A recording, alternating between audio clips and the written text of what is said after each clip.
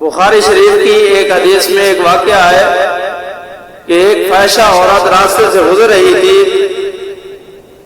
راستے میں دیکھا کہ ایک کنویں کے پاس ایک کتا ہانپ رہا ہے اور پانی پینا چاہتا ہے، لیکن پانی اتنا نیچے ہے کہ وہاں تک پہنچ نہیں سکتا. اس عورت کو اس کتے پر ترس آیا اور اس نے سوچا کہ یہ کتا اللہ کی مخلوق ہے اور پیاس سے بے چین ہے، اس کتے کو پانی پلانا چاہیے. اس نے ڈول تلاش کیا تو کوئی ڈول وہاں نہیں ملا. آخر میں اس نے اپنے پاؤں سے ایک چمڑے کا موزہ اتارا اور کسی طرح اس کنویں سے پانی بھرا اور اس کتے کو پانی پلا دیا اور اس کی پیاس دور کر دی. حضور اقدس صلی اللہ علیہ وسلم فرماتے ہیں کہ اللہ تعالیٰ کو اس کا یہ عمل اتنا پسند آیا کہ صرف اس عمل پر اس کی مغفرت فرما دی. بتائیے اگر وہ عورت یہ سوچتی کہ میں تو ایک فاحشہ عورت ہوں، میں تو جہنم کی مستحق ہوں، اگر میں نے کتے کو پانی پلانے کا یہ چھوٹا سا عمل بھی کر لیا تو کون سا انقلاب آ جائے گا. اگر وہ یہ سوچتی تو اس عمل سے بھی محروم ہو جاتی اور اللہ تعالیٰ کے ہاں اس کی نجات نہ ہوتی. بہرحال اللہ تعالیٰ نے اس عمل پر اس کی نجات فرما دی. لیکن اس واقعے سے کوئی یہ نہ سمجھ بیٹھے کہ بس آپ جتنے چاہے گناہ کرتے رہو، ساری زندگی گناہوں میں گزار دو، بس ایک دن پیاسے کتے کو پانی پلا دیں گے تو سب گناہ معاف ہو جائیں گے. یہ سوچ بالکل غلط ہے. اس لیے کہ ایک تو اللہ تعالیٰ کا قانون ہے اور ایک اللہ تعالیٰ کی رحمت ہے. اللہ تعالیٰ کا قانون تو یہی ہے کہ جو شخص گناہ کرے گا اس کو اس گناہ کا عذاب بھگتنا ہوگا، اور اللہ تعالیٰ کی رحمت اور کرم یہ ہے کہ کسی بندے کے کسی عمل کی وجہ سے اس کے گناہ کو معاف فرما دے. لیکن اس کرم اور رحمت کا کچھ پتہ نہیں ہے کہ کس عمل پر کس وقت ہوگی اور کس وقت نہیں ہوگی. لہذا اس بھروسے پر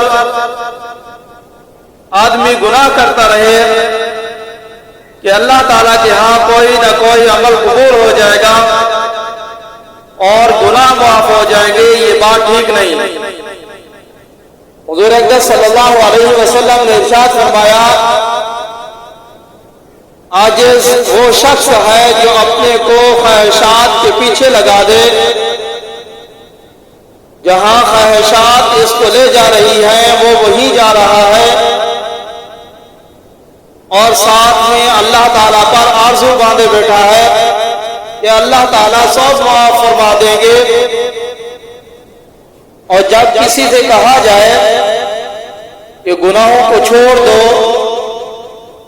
تو جواب میں کہتا ہے کہ اللہ تعالیٰ بڑا غفور الرحیم ہے، معاف فرما دیں گے. اسی کو کہا جاتا ہے کہ اللہ تعالیٰ پر تمنائیں باندھتا ہے، گویا کہ وہ مشرق کی طرف دوڑا جا رہا ہے اور اللہ سے یہ امید لگائے بیٹھا ہے کہ اللہ تعالیٰ مجھے مغرب میں پہنچا دے گے. راستہ تو جہنم کا اختیار کر رکھا ہے اور یہ امید لگا رکھی ہے کہ اللہ تعالیٰ جنت میں پہنچا دیں گے. یہ طریقہ ٹھیک نہیں. البتہ اللہ تعالیٰ کبھی کسی عمل کی بدولت اپنی رحمت سے کسی انسان کی مغفرت فرما دیتے ہیں جس کا کوئی قاعدہ قانون مقرر نہیں، لیکن کوئی شخص اس امید پر گناہ کرتا رہے کہ کسی وقت اللہ تعالیٰ کی رحمت ہو جائے گی اور میں بچ جاؤں گا، یہ ٹھیک نہیں، بلکہ ایسے شخص پر اللہ تعالیٰ کی رحمت بھی نہیں ہوتی جو مغفرت کے بھروسے پر گناہ کرتا رہے۔ ایک بزرگ جو بہت بڑے محدث تھے، جنہوں نے ساری عمر کی حدیث کی خدمت میں گزاری،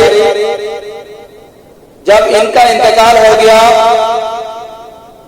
تو کسی شخص نے خواب میں ان کی زیارت کی اور ان سے پوچھا کہ حضرت اللہ تعالیٰ نے کیسا معاملہ فرمایا؟ جواب میں انہوں نے فرمایا کہ بڑا عجیب ہوا مجھے کہ ہم نے تو ساری عمر علم کی خدمت میں اور حدیث کی خدمت میں گزاری اور درس و تدریس اور تصنیف اور وعظ و خطابت میں گزاری، تو ہمارا خیال یہ تھا کہ ان اعمال پر اجر ملے گا، لیکن اللہ تعالیٰ کے سامنے پیشی ہوئی تو اللہ تعالیٰ نے کچھ اور ہی معاملہ فرمایا۔ اللہ تعالیٰ نے مجھ سے فرمایا کہ ہمیں تمہارا ایک عمل بہت پسند آیا، وہ یہ کہ ایک دن تم حدیث شریف لکھ رہے تھے، جب تم نے اپنا قلم دوات میں ڈبو کر نکالا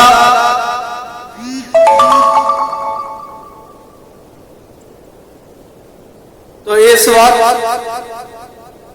ایک پیاسی مکھی آ کر اس قلم کی نوک پر بیٹھ گئی اور سیاہی چوسنے لگی۔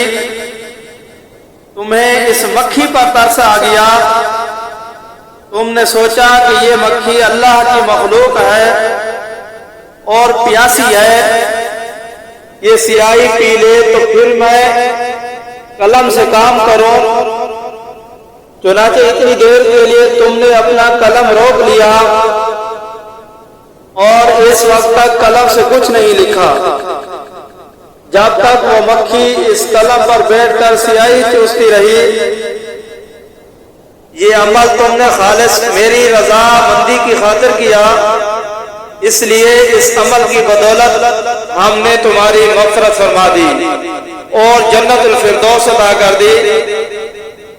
دیکھیے، ہم تو یہ سوچ کر بیٹھے ہیں کہ واعظ کرنا، فتویٰ دینا، تہجد پڑھنا، تصنیف کرنا یہ بڑے اعمال ہیں، لیکن وہاں ایک پیاسی مکھی کو سیاہی پلانے کا عمل قبول کیا جا رہا ہے اور دوسرے بڑے اعمال کا کوئی تذکرہ نہیں۔ حالانکہ اگر غور کیا جائے تو جتنی دیر قلم روک کر رکھا، اگر اس وقت قلم نہ روکتے تو حدیث شریف ہی کا کوئی لفظ لکھتے، لیکن اللہ کی مخلوق پر شفقت کی بدولت اللہ نے مغفرت فرما دی۔